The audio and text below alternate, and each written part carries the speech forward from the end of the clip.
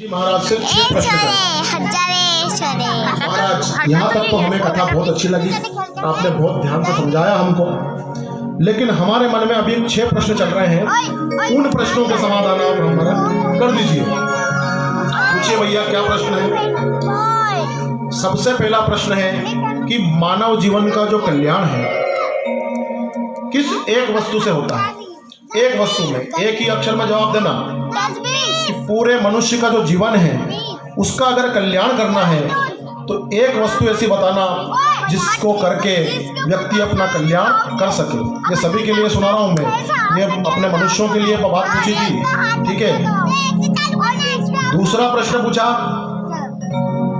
महाराज, आपने खुद ने बताया कि इस पृथ्वी के ऊपर इतने शास्त्र हैं, इतने ग्रंथ हैं, हमारे ऋषियों ने इतने ग्रंथ लिखे हैं कि पूरे ग्रंथ तो ठीक है, पर ग्रंथों के नाम भी अगर व्यक्ति पढ़ता है तो भी उसकी पूरी उम्र निकल जाए, तो भी केवल नाम नहीं पढ़ सकता।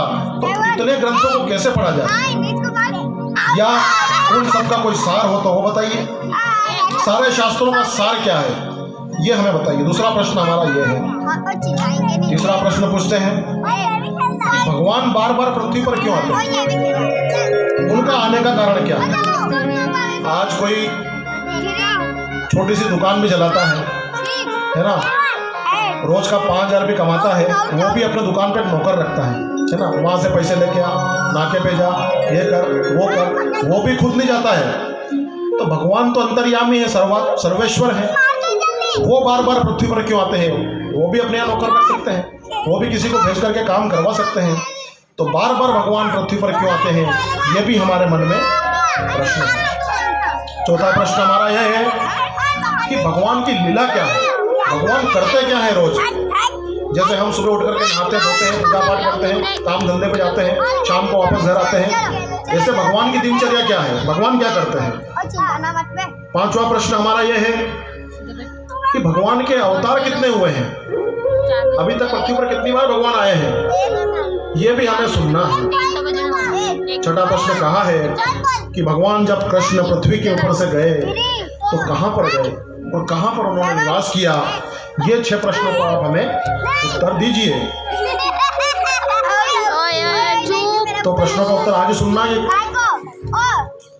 सुनोगा आज सुन लो। प्रश्न पूछने के बाद में थोड़ी देर सूत जी महाराज शांत बैठ गए, भगवान का अपने गुरु का ध्यान किया और गुरु का भजन भी उन्होंने यहाँ पर किया है, गुरु की महिमा का भी वर्णन किया है। एक मिनट